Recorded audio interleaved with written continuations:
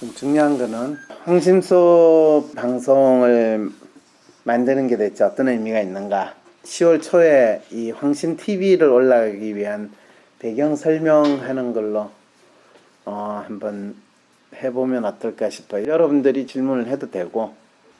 이번 추석에 가서 형님들 네. 50대 네. 형님이라고 얘기하면서 되게 놀랐던 게 네. 자연인이라는 TV 혹시 그렇죠. 나는 자연인. 그게 요즘 굉장히 인기를 끌고 맞아요. 있거든요. 그 내용을 보면 뭐 예능이라거나 전혀 그런 요소가 없는데 네. 사람을 푹 빠지게 하는 네. 마치 주부들이 송중기가 나온 드라마를 네. 보듯이 남자들이 푹 빠져 있는 걸 봤고요. 왜 그런지 아세요? 왜 나이 들면 시골 내려간다라고 생각을 할까요? 또 많은 분들이 실제로 그렇게 하거든요. 시골로 내려간다는 게 자기 사회적 책무를 다 벗어 던지는 거 아니에요? 저희 가면을 벗는 뭐 그걸 가면을 벗는이라고도 표현할 수도 있겠지만은 본인이 힘들었던 건 현대 문명에 찌들어지고 거기에 쌓여온 자기의 진짜 책임과 역할, 그리고 자기 자신이 사실은 진짜 뭐 기계 속에 부속품처럼 지냈던 거, 그건 너무 싫다. 거기서 벗어나고 싶다라는 그런 부분이거든요. 나도 저랬으면 좋겠다.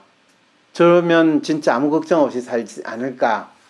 라는 식의 이제 일종의 동경을 가지는 거죠.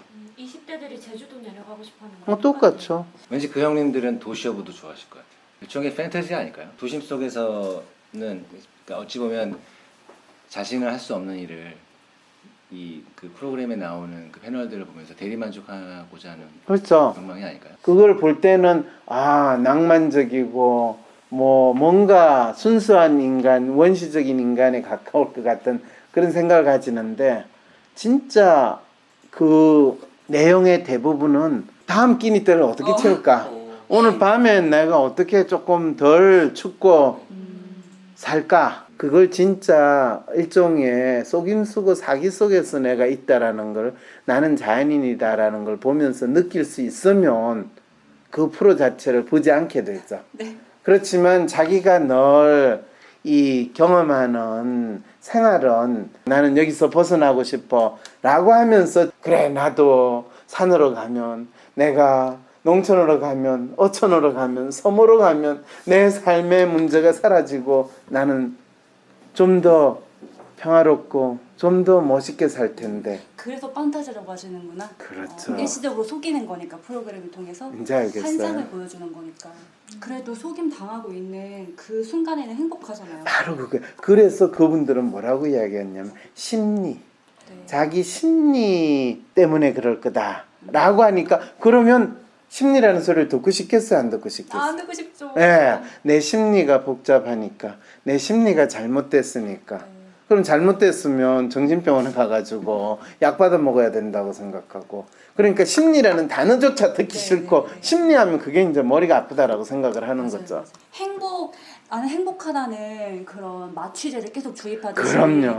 어떤 방식으로 또 어떤 행복하면 되잖아요 라고 하는 게, 그 행복이라는 게 마치 또 다른 이 신과 같은 우상화라는 거 혹시 아세요? 그러면 근본적으로 더 많이 가지기보다는 내 욕심이 뭔지 알고 거기 더 추구하기보다 뭐 만족을 추구해라. 지금 뭐 법정선임에 뭐 적설하세요?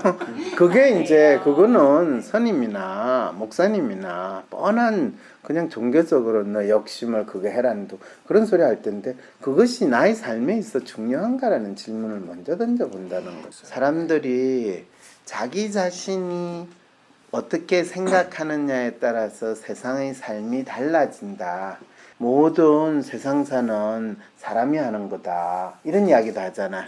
한 개인의 삶에 대한 이야기와 이 어떤 세상이 움직이고 또 세상이 어떻게 되어야 하는가, 그거는 어떤 영웅과 같은 지도자에 의해서 그 세상이 만들어질까요? 아니면 각 개개인이 가진 마음들이 모아져 가지고 그 세상이 만들어질까요? 근데 그게 되게 이상적인 말씀처럼 들리거든요. 뭐가 이상적인 만약에 말? 우리가 뭐 방송에서 많이 다룰 때 이게 싫다, 이거 바꾸고 싶다, 음흠. 이런 방송을 다루면 그거를 법에 기대거나 뭐 권력자한테 기대면 안 된다라고 하면서 그건 우리가 해야 된다라고 하는데 막상 그럼 내가 예를 들어서 누진제를 바꿀 수 있을까? 음. 뭐 내가 어떤 법을 바꿀 수 있을까? 내가 세상을 어떻게 바꿀까라고 생각이 들거든요. 그 마음을 모인다는 게 눈에 보이지도 않고요. 자, 봐요. 그게 얼마나 재미있어요. 우리 몇 년 전에 박근혜 탄핵이라는 말만 나와도 경찰이 잡아갈 것 같고, 그래서 그 이야기조차도 힘들었어요. 내가 박근혜 꼭두각시라고 처음 이야기할 때 사람들이 표정 관리를 어떻게 할지 모르는 상황을 보면서, 그러다 너 잡혀가면 어떡할까? 그 자료 준비한 우리 대학원생이 발표 전날에 내한테 와가지고, 교수님 이거 하다가 잡혀가면 어떨까 해서 자기 걱정하면서 했는데 어떻게 하죠? 그래서 야, 잡혀가면 내가 잡혀가지 네가 잡혀갔냐? 걱정하지 말고 해, 이렇게 이야기했거든요. 그런데 정확하게 몇 달 안 지내서 한 사람도 아니고 수만, 수천만, 그러니까 수백만까지 되나요? 전국적으로 하면 수백만의 사람들이 촛불을 들고 나왔잖아요. 그럴 때 이제 영화 제목 있잖아. A Few Good Men. 그거를 이 몇 명 안 되는 소수의 힘이라고 그래요. 이 소수의 몇 사람이 정확하게 그 메시지를 어떻게 공유할 수 있느냐에 따라서 엄청난 큰 변화가 일어난다. 그걸 티핑 포인트라는 책에서 아주 예로 많이 들었어요. 그러니까 누진제 많은 사람들이 불평을 했지만 아무도 그거에 대해서 어떻게 하지 못했잖아요. 정확하게 그게 공감한 사람이 몇 사람이 있었나요? 가정용에서 전기 요금이 산업용하고 동일하게 되면 이 절전, 또 전기를 마음대로 쓰게 하는 이 도덕적 회의감이 생긴다. 사실은 그런 식의 대국민 세뇌는 어디서 했을까요? 정부기관? 아니에요. 언론? 언론이에요. 아, 정부를 대행해서 국민들을 세뇌시키고 이 대국민 사기극에 가담하게 만드는 언론 기관들이 진보 보수를 가리지 않고 똑같이 다 나온 데가 대한민국이라는 거예요. 그런 측면에서 그런 사람들이 가장 두려워하는 게 뭔지 알아요? 혹시 내가 쏟고 있는 거 아니야? 저 사람들이 이야기하는 게 진짜 맞아? 라고 해서 자기 성찰과 반성을 하는 인간이 되고 질문을 제기하는 인간이 되면 그거를 가장 두려워해요. 인간이 자기 스스로 자기의 생각이 뭔가에 대한 질문을 던지는 거. 이것이 바로 인간 심리에 대한 탐구가 이루어지는 거거든요. 그러니까 자기를 들여다보지 않고서는 자기가 독립한다는 마음으로 살기 힘들거든요. 왜냐하면 독립은 아까 말했다시피 노예와 같은 마음으로 자기가 살고 있구나를 인식을 해야지 독립을 하지. 그렇지 않으면 산에 가기만 하면, 섬에 가기만 하면, 저 음식 먹기만 하면 내 모든 고통과 슬픔이 사라지고 삶의 에너지를 얻을 거라고 만드는, 전부 다 노비 만드는 방송이지. 너 자신을 다시 한번 살펴봐라, 너를 찾아라, 그것이 너가 심리 독립하는 길이다. 그런 이야기 해주는 게 있어요? 심리하면 머리가 아파요, 심리하면 저 제정신이거든요, 이러면서 하는 그런 심리만 생각하고. 맞아요. 그러니까요. 박근혜 탄핵 그 정도의 이슈가 아니면 사람들이 자기 삶의 문제를 해결하려고 하지 않잖아요. 그 말은 그만큼 절실해져야 된다. 자기가 절실해야 된다. 나도 사람 많은데 나가는 거 되게 싫어하고 더 추운데 나가는 거 싫어하는데 그때 내가 온 무장을 하고 그때 황심소에서 맞아. 태극기 나눠줄 때. 태극기 나눠줬잖아. 태극기를 빨리 선점을 해야 된다. 그래서 촛불로만 가지고 되지 않는다. 촛불과 태극기를 들고 이걸 흔들어야지 태극기도 빛나고 한다. 진짜 심리 독립이네요. 군바들이 태극기를 다시 찾아와야 됩니다. 태극기의 의미를. 심리 독립을 네, 주장하는. 그래서 독립 언론, 심리 전문 독립 언론, 이런 의미군요. 그 좋아할 일이 아니에요. 이 방송 씁쓸하게 나가면 또 기성 언론 철저하게 그거 또 무시할 거예요. 그리고 이 나라 국민들을 철저하게 세뇌시키는 일이 벌어지고 있다는 거.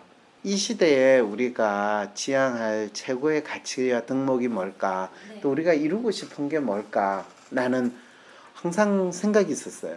네. 그런데 우리가 적폐청산 이야기하면서 이명박 정권에서 사람들은 뭘 원했어요?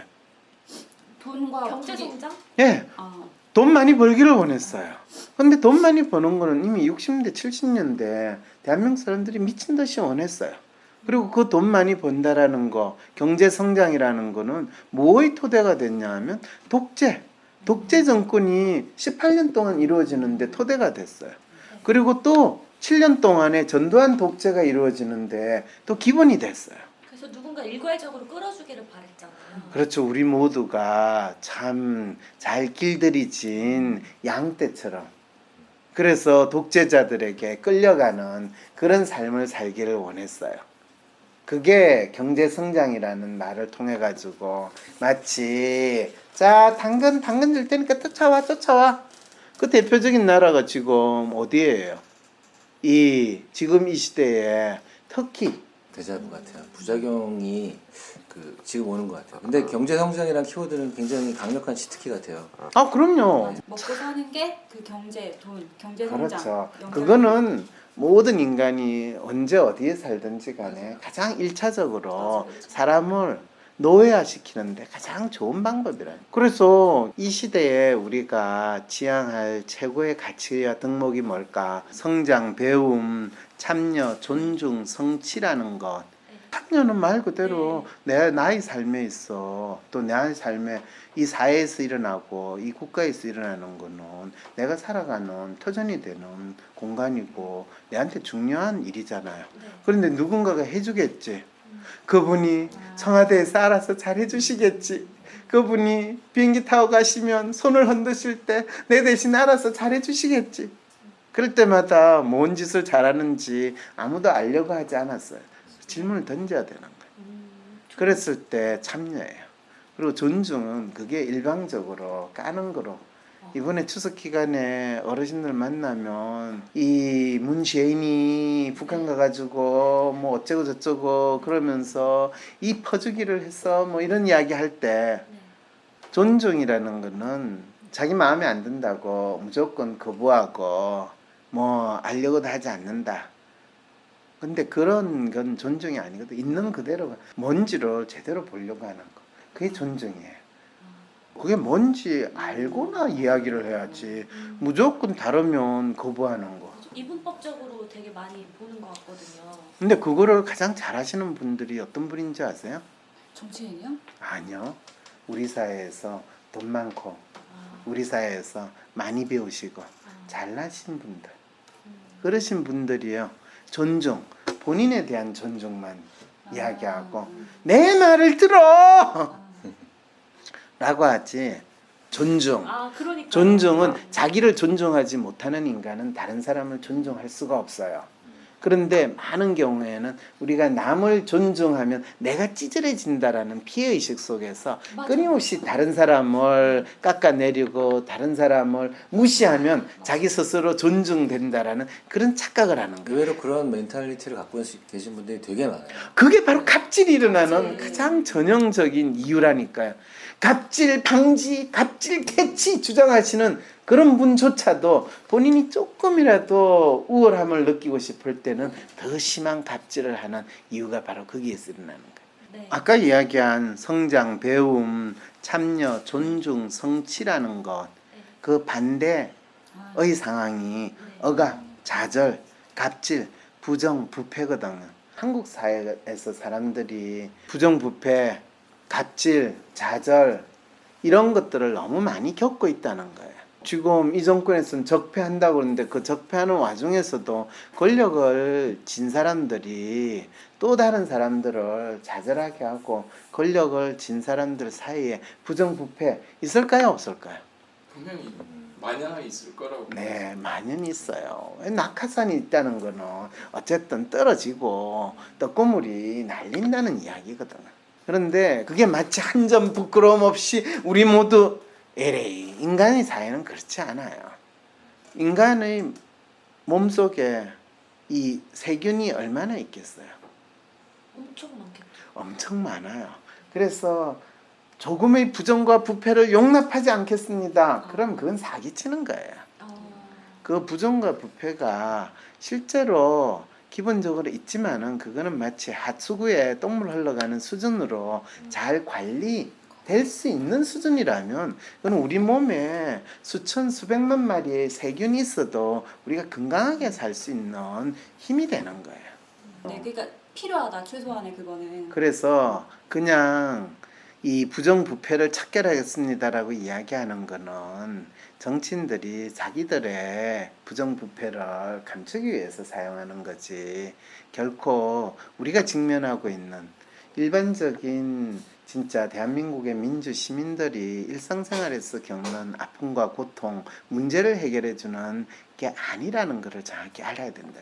개인의 문제를 이해하고 개인의 마음의 아픔을 해결하는 거하고 우리 사회에서 내가 무엇을 할 거고 또 우리 사회에서 어떤 사람이 나의 문제를 해결해 줘야 되는가를 이해하는 거하고 이 구분을 많은 분들이 잘 못하세요. 10월 달부터는 황상민의 심리상담소는 개인의 마음의 아픔 또 개인이 마음속에 가지고 있는 문제를 해결해 주는데 초점을 두는 방송으로 그냥 지금까지 해왔던 거를 좀 더 분명히 하고 네. 그 다음에 황상민의 심리 TV라고 아예 채널을 따로 만들어서 거기에서는 이 나라에서 각자 우리가 가지고 있는 네. 이 심리의 문제, 이 나라에서 각자 가지고 있는 심리의 문제가 경제로 나타나면 우리는 뭐라고 그걸 표현해요? 경제 심리. 그렇죠. 정치에 나타나면 정치 심리라고. 모든 삼라만상에서 중요한 일은 다 인간이 하기 때문에, 그래서 인간의 마음을 알지 못하면 그 현상의 본질을 알 수 없고 또 그 문제를 해결할 단서를 찾을 수 없다. 부동산이 문제면 부동산 심리. 지금 부동산 심리가 혼란스럽다 하니까 지금 사람들이 살 때냐 팔 때냐 알 수 없는 거고, 교육 심리가 지금 문제라 그러면 지금 우리 애가 서울대만 가면 우리의 인생이 쫙 풀렸다고 생각했는데 서울대에 나오신 분 지금 인생 풀렸나요 안 풀렸나요? 아 저는 굉장히 안 풀리다고 생각하고 강남 학부모들이 알면 정말 통탄을 할 얘기예요. 이렇게 상담 내용을 보면 저 같으면 너무 좋고 솔루션 채택할 것 같은데 보통 분들 되게 불편해 하시는 것 같아요. 그게 살 길인데 왜 그렇게 되는 안 거예요? 받아들이는. 왜냐하면 그게 진짜 본인이 절실하게 믿고 싶은 거, 또 본인이 거기서 벗어나고자 하는 강한 욕망을 보이는 상황이 아니거든. 그냥 그 많은 것 중에 나를 불편하는 것 중에 하나죠 뭐. 그래서 그게 해소가 되면 좋고요. 안 돼도 뭐 어쩔 수 없죠. 이렇게 자기 삶을 받아들이는 거죠. 근데 그게 개인적으로는 그럴 수 있다고 생각해요. 그런데 이 국가적으로 사회적인 문제에 있어서 그럴 때 사람들이 가장 쉽게 취하는 방법은 뭐냐면 전 관심 없어요. 관심 안 들래요. 그러면 저 혼자 그냥 잘 먹고 잘 살 수 있으면 됐죠 뭐. 이러면서 도망가면 나중에 그게 잘 되면 그렇게 잘 될 줄 알았어요. 아 좋은 거죠 뭐. 잘 안 되면 나쁜 놈들. 이런 게 우리의 일반적인 심리거든요. 특히 자기 삶에 있어 책임을 지는 사람의 태도인가요? 아니죠. 또 진짜 그 문제가 절실하신 분들은 알고 싶은 것 같아요. 저처럼 약간 떨어져 있는 사람들은 뭐 머리 아파 이러는데 정말 그 문제에 직면하신 분들은 알고 싶을 것 같거든요. 실제로 본인이 그 잘못된 제도의 희생자가 되거나 자기가 이 문제를 해결하는 데 참여하고 자기가 그것을 통해서 자기 삶을 좀 더 성취를 하고자 하는 사람들은, 자기 삶의 주인으로 살고자 하는 사람들은 거기에 관심을 가져요. 그래서 황심TV에서 다루는 이 다양한 사회 이슈나 문제에 대해서 관심을 가지는 분들은 이 사회에서 자기가 참여하고 이 사회의 주인이라는 마음을 가진 사람들이라는 거예요. 이 말씀 듣고 보니까 모든 정책의 기반에는 심리를 파악을 해야지 될 것 같아요. 그냥 딱 그 정책 얘기할 네, 게 이렇게 아니라. 이야기하시는 분은 진짜 심리가 뭔지도 알지 못하고 가만히 생각해 보니까 필요한데 그냥 심리가 좋은 것이요, 무조건 뭐 우왕청심만 먹어 이런 거하고 똑같은 식으로 생각하는 그런 분일수록 심리에 대해서 더욱더 관심이 없고 심리를 조금 더 생각을 안 해요. 사회 심리, 경제 심리, 뭐 교육 심리 이렇게 이야기를 하는데 그거는 인간의 마음을 어떻게 잘 파악을 해서 조정할 수 있을까? 그리고 내가 가지고 있는 문제를 해결하기 위해서 인간을 잘 동원할 수 있을까? 우리가 대중심리 뭐 이렇게 이야기할 때 그거는 권력을 가진 사람들이 인간을 나의 도구로서 활용하겠다라고 할 때 소비 심리도 마찬가지죠. 돈 쓰게 하는 법. 그렇죠. 그랬을 때 마케팅 심리, 광고 심리, 이거는 다 인간의 마음을 조작해서 내가 원하는 것을 이루겠다라고 할 때 주체는 난데 그 심리의 대상이 되는 거. 그럴 때 이제 심리학 이런 거죠. 뭐 조직 심리, 뭐 경영 심리, 뭐 다 마찬가지예요. 그럴 때 이제 심리는 또 대학에 가서 그걸 배우면 조직 심리하면 조직에서의 마스터 마인드를 가진 사람이 되고, 경영 심리를 배우면 경영을 잘하고, 교육 심리를 잘하면 엄청난 선생이 되고, 이런 착각을 가지고 가는 거죠. 맞아요. 근데 결론적으로 이야기하면 그냥 대학에서 학점 땄다. 그리고 실제로 대중심리를 알거나 조직을 운영하거나 경영을 하는 거하고 아무 관계가 없다. 그리고 심리하면 그분들이 생각하는 심리는 병든 심리, 좌절한 심리, 나약한 심리, 그래서 약 먹고 정신과에 가서 고쳐야 되는 심리, 이거를 생각해요. 그래서 황심소 듣는 거 절대로 안 듣고요. 자기 애가 조금이라도 힘들다고 그러면 네가 나약해서 그래, 네가 뭐 이러면서 야단치거나 병원 가가지고 입원시켜가지고 약 먹여가지고 그냥 몇 개월 지내다가 나아지면 나아지는 거고, 안 나아지면 1년 2년 더 병원에 처박아가지고 확실하게 평생 그래 뭐 네 이름으로 빌딩 하나 해주면 내가 평생 잘 먹고 잘 살겠지, 이렇게 생각하는 그런 부모들이 이 나라에 심리를 운운하시는 분들이 심리예요.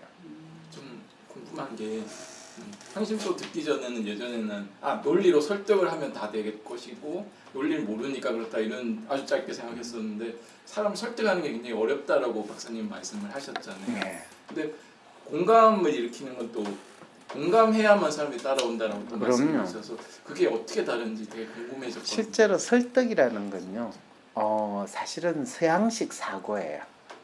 우리가 이 로마 문화 이야기하고 이야기할 때 끊임없이 서로 논쟁하고 설득하는 거.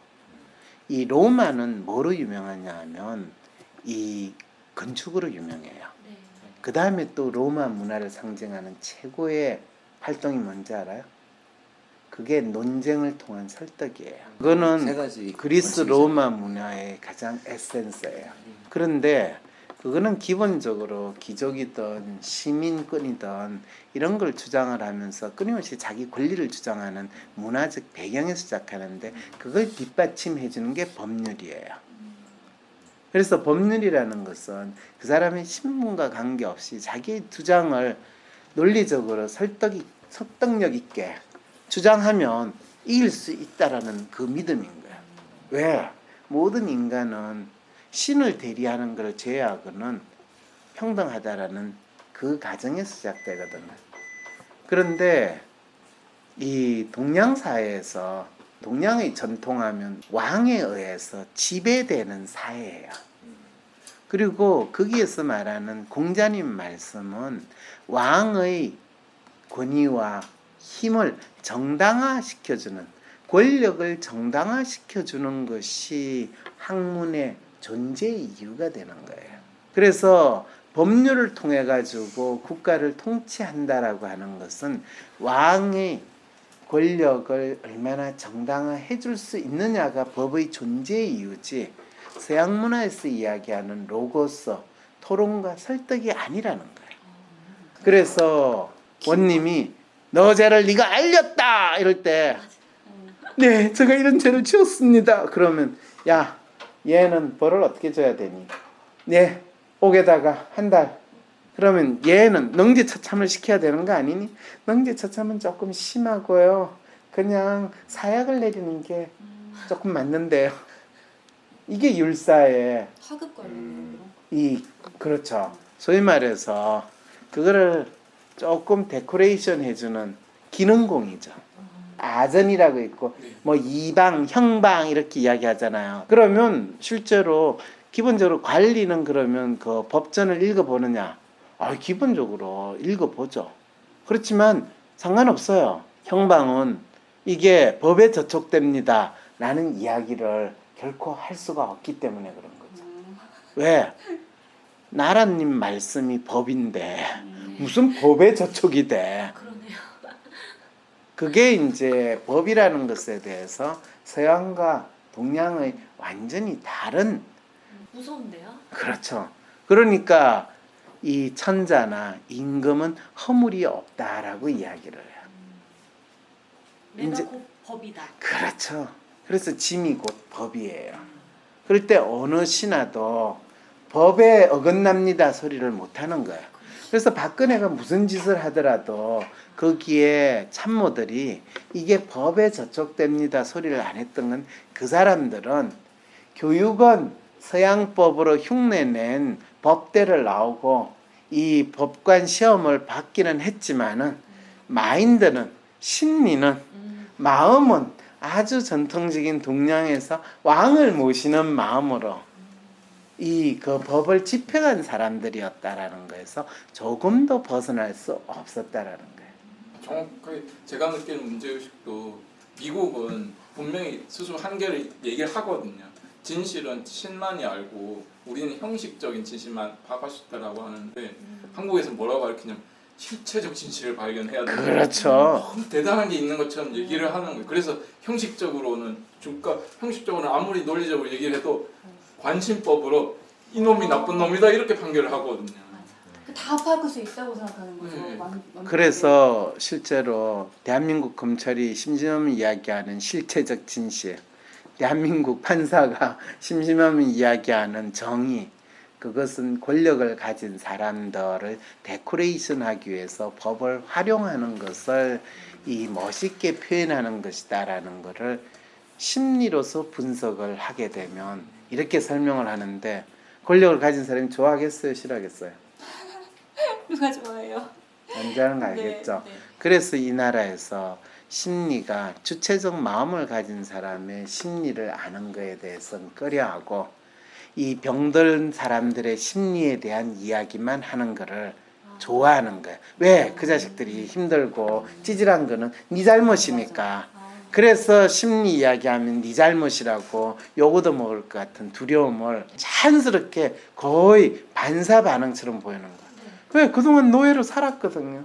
그리고 심리 이야기하면 네가 찌질한 마음을 가졌으니까 그렇지 라는 욕을 항상 듣고 살았거든요. 네, 그래서 심리 상담 받아봐 이러면은 굉장히 기분 나빠하고 그렇죠. 문제 있는 사람 취급당하는 분들이 많아요. 그렇죠. 그거는 봐. 네 마음이 잘못됐고 네 정신이 썩었다라는 식으로 이야기를 하지. 주체적으로 살려고 하는 너 마음이 뭔지를 그거는 아예 상상조차 못하기 때문에 그렇다는 거예요. 회사에서 심리 상담 센터라는 거를 요즘에는 많은 대기업에서 만들어요. 그런데 상담사가 어떻게 상담했는지 다 리포트 해가지고 위에 상사한테 다 보내요. 그래서 좀 그 밑에 그 애 사고 칠지 모르니까 관리 잘해 이러면서 심리 상담 센터가 운영이 된다면 그 믿겠어요? 아니요. 차라리 없는 게 나아요. 이제 알겠죠? 그러면 회사에서 본인이 가지는 조직에서의 내가 독립된 마음으로 살고 내 일을 주체적으로 잘하고 싶은 마음이 굴뚝 같은 사람은 어디 가서 상담을 해야 돼요? 황심소에 비밀소- 오셔야 네. 됩니다. 네.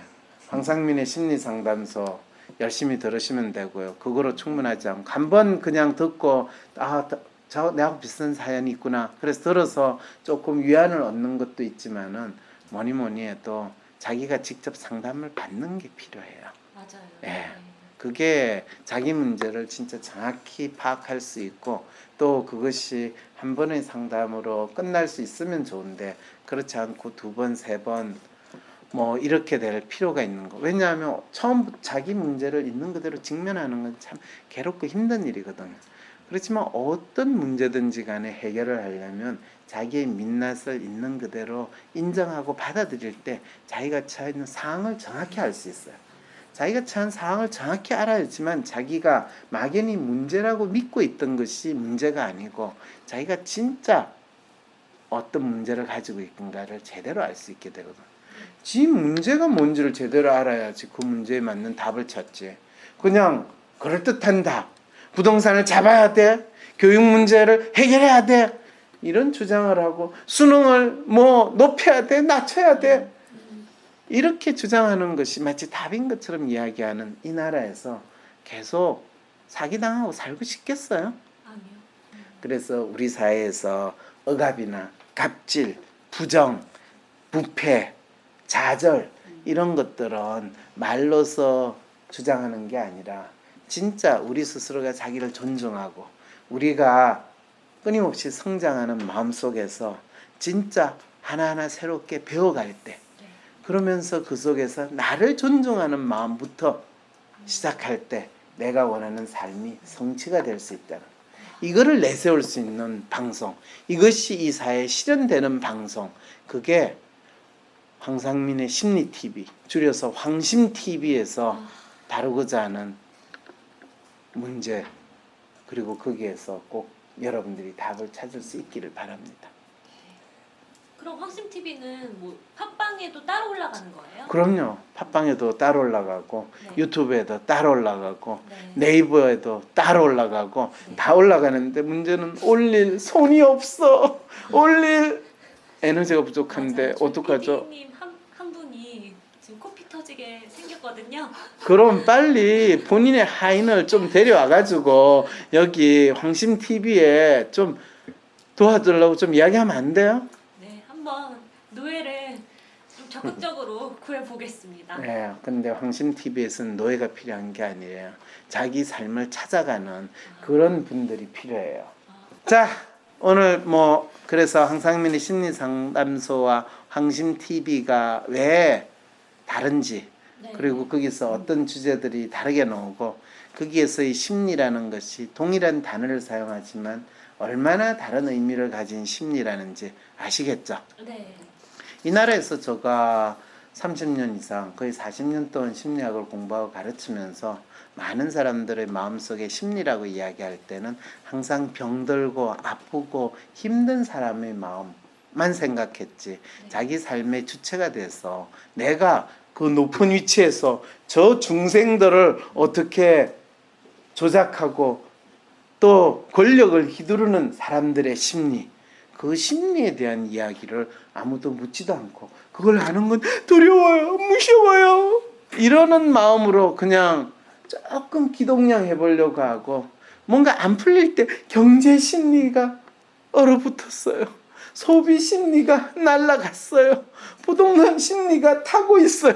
이게 뭐 온열에 뭐 장작 태우는 거예요? 그럴 때 재밌게 제가 그거를 대통령의 심리, 대통령이 되려는 사람들의 심리, 또 정치인의 심리 이렇게 분석을 했더니 지가 전문가도 아니면서 뭐 이러면서 나중에 그 문제가 꼭두각 신호로서라고 했었어. 이건 누구 장단에 굳힐 쓰는 거냐라고 분석을 해봤더니 아 박근혜를 조정하는 게 딱 나오더라고요.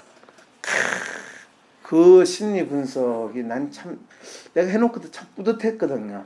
근데 그게 내 목이 잘리는 상황이 벌어지는 걸 보고 아 이걸 또 관상쟁이하고 비슷하게 또 이 대한민국 사람들이 보겠구나. 그랬더니 아니나 다를까 내가 잘리고 나서 박근혜도 잘리고 나서 어떤 또 점치시는 분이 내한테 전화를 해서 같이 동업을 하자고. 내가 이야기하는 핵심은 이 꼭두각시냐 아니냐 그게 중요한 것이 아니라 실제로 국민을 행복하게 만들고 잘 통치하는 이 권력이라는 게 어떻게 작동하는가를 권력은 왜 있어야 되는가에 대한 질문을 던진 거예요.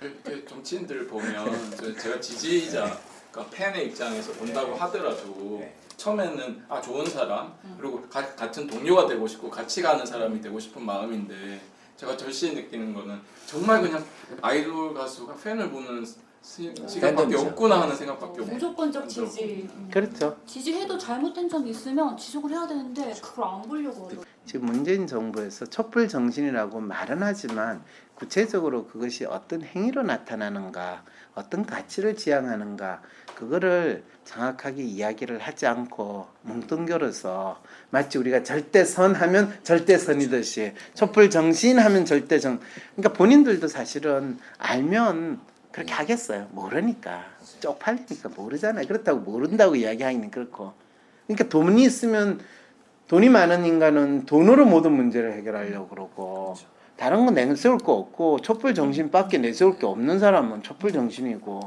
본인들이 다른 게 내세울 게 있으면 소득주도 성장? 그거 내세워요? 황심 TV가 어떤 내용이 방송될지 되게 기대되거든요. 네. 그래서 마지막으로 소개 마무리 멘트 해주시면서 황심 TV에서는요 네.